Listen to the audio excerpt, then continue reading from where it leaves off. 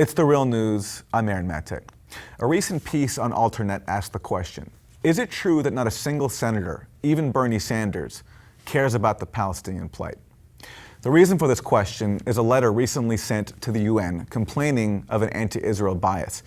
It was signed by every single member of the U.S. Senate, including progressives like Bernie Sanders and Elizabeth Warren. It also complains about the boycott, divestment, and sanctions movement that seeks to pressure Israel to comply with international law. Well, to discuss the state of Palestine discourse in U.S. politics right now, I spoke recently to Ali Abunimah, co-founder of the electronic Intifada. Now, Ali, on the issue of the two-state, one-state solution, there was just a new poll out of American public opinion that shows some evolving public attitudes towards the Israel-Palestine conflict. And one of their findings was that 37% of Americans favor a two-state solution, but a growing number of Americans actually say they would prefer a single democratic state. And you wrote about this result at your website, the Electronic Intifada. Can you talk about what this poll signals? Yeah, I think this is an interesting and important poll commissioned by Professors Shibli Telhami and Stella Rouse at the University of Maryland of over 2,000 Americans on key foreign policy issues. And the most striking finding is that 2 in 5 Americans now support sanctions, economic sanctions or tougher measures against Israel over its settlements in the occupied West Bank. And that number goes up to more than 50%, 56% among Democrats, which is striking given that not one Democrat in Congress supports sanctions. And that, by the way, includes Bernie Sanders, who signed this ridiculous letter from 100 senators claiming that Israel is, being singled out for special mistreatment at the UN. So it really shows this growing disconnect between the American public and the American political class, where the American public are really ready to see a much tougher stance towards Israel. The second really striking number coming out of this poll is that the majority of Americans want the United States to be even-handed between the Israelis and Palestinians, but they do not see the U.S. doing that. They see the U.S. being biased towards Israel. Again, the American public shows a much more sensible approach, saying that if the U.S. wants to have a role, it should be even-handed. And then I think the findings regarding 1 and 2 states are very interesting because, as you noted, they show that almost the same number of Americans favor a one-state solution as a two-state solution. But here's where it gets even more interesting. By something close to 2/3, Americans say that if there is not going to be a two-state solution, and it's looking, like that's getting ever more unlikely, if there's not going to be a two-state solution, they overwhelmingly, by a 2/3 majority, support a single democratic state where everyone has equal rights. And a very small number, single digits, support what Israel actually seems to be doing, which is moving towards annexing the West Bank without giving Palestinian rights. So what this shows is that the vast majority of the American public will not tolerate Israeli apartheid. The question is, what can be done to bring the political class up to where the American public is? This letter that you mentioned earlier that was signed by every single member of the U.S. Senate also singles out BDS. Were you surprised to see it signed by progressives in the Senate, including Bernie Sanders, who on the campaign trail voiced some substantial support for Palestinian rights, which is extremely rare in mainstream U.S. political discourse? I wish I could say I was surprised. I'll say I'm disappointed, but I'm not in any way surprised. I mean, the two progressives who are mentioned in this context are Bernie Sanders, as you just said, and Elizabeth Warren. I mean, let's be clear about Elizabeth Warren. She has never in her history, as far as I know, said anything remotely critical of Israel or anything remotely in support of Palestinian rights. So absolutely, you would expect to see Elizabeth Warren's name at the top of any letter circulated by an Israel lobby group. No surprise there. She is the stereotypical progressive except Palestine. As for Bernie Sanders, that is definitely disappointing because Sanders had started from a very bad position a couple of years ago. You may remember the notorious video of him during the 2014 war on Gaza, shouting down his constituents who were challenging him over this. And he was defending Israel's horrific attack on Gaza. But during the campaign, because of the changing mood at the grassroots of the Democratic Party and the growth of Palestine solidarity in the United States, they did push Bernie Sanders in a better direction. And we actually saw him challenging Hillary Clinton, in a primetime debate for being too pro-Israel. That was something unprecedented. But in the long run, if we are ever going to bring peace to that region, which has seen so much hatred and so much war, we are going to have to treat the Palestinian people with respect and dignity. So it's really disappointing to see Bernie Sanders regress to this absurd position, which claims falsely that Israel is being singled out at the United Nations, and a letter which repeats a number of talking points from Israel and its lobby groups that have absolutely no basis in reality. And I don't know why Bernie Sanders thinks that would be a good direction to go.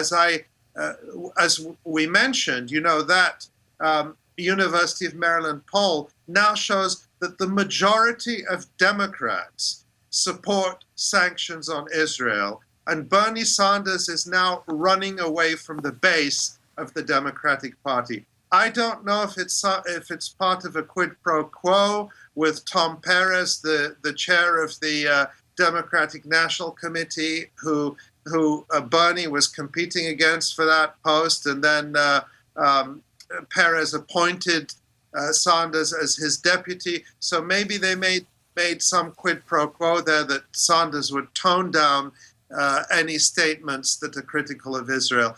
But it's very disappointing, and I think that the activists who've been pushing the Democratic Party are going to look at that with some disappointment that Sanders would move in the wrong direction and away from the base of the party. There was a piece in the New York Review of Books last fall by Nathan Thrall of the International Crisis Group, who knows the region very well. And he was talking about the Obama administration's deliberations around Israel in its final months and whether it was going to allow for a resolution at the UN.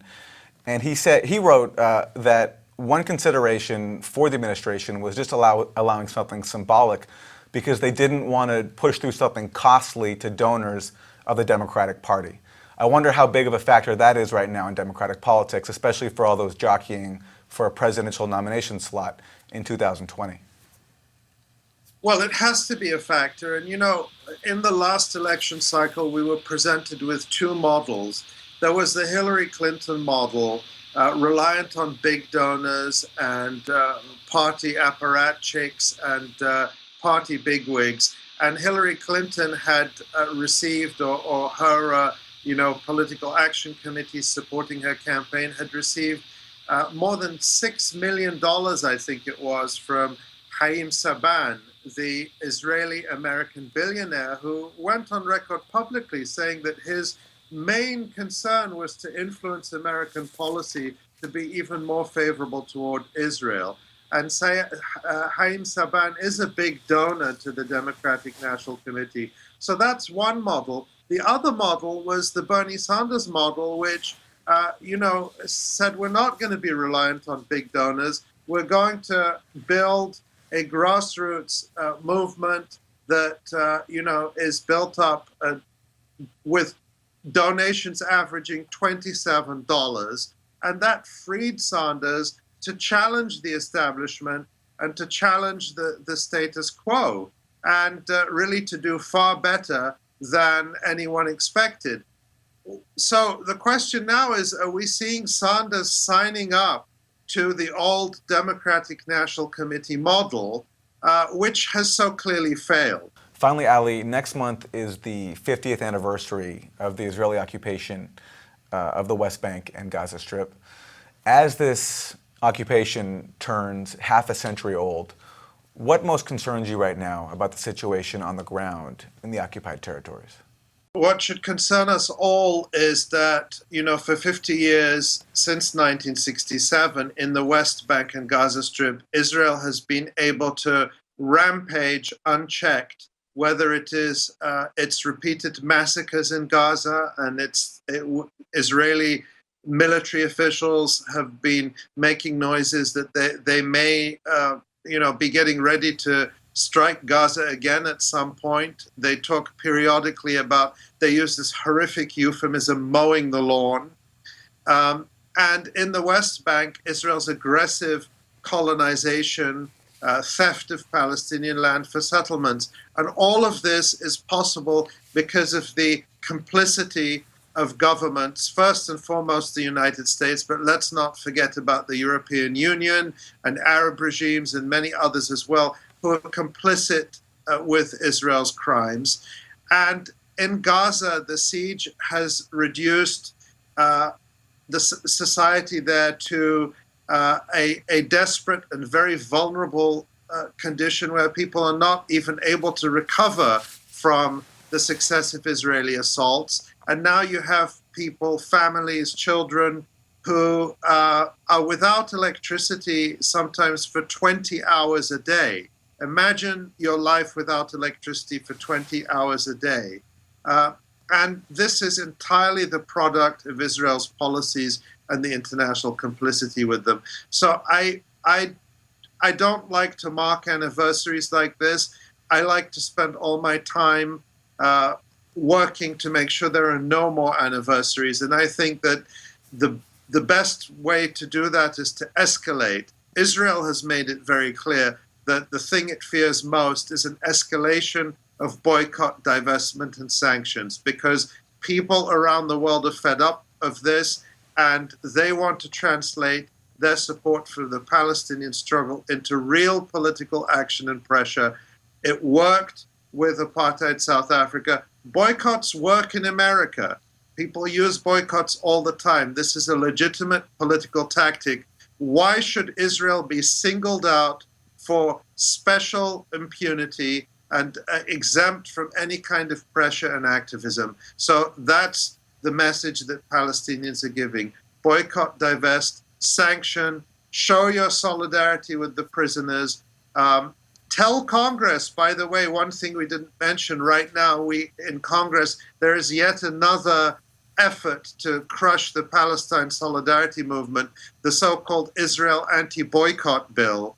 And so people should be telling their members of Congress, just as they're telling them, don't vote to repeal the already weak protections in the healthcare law. Also, don't support these Israel lobby-backed efforts to restrict free speech and to try to clamp down on Palestine solidarity activism. So there's lots of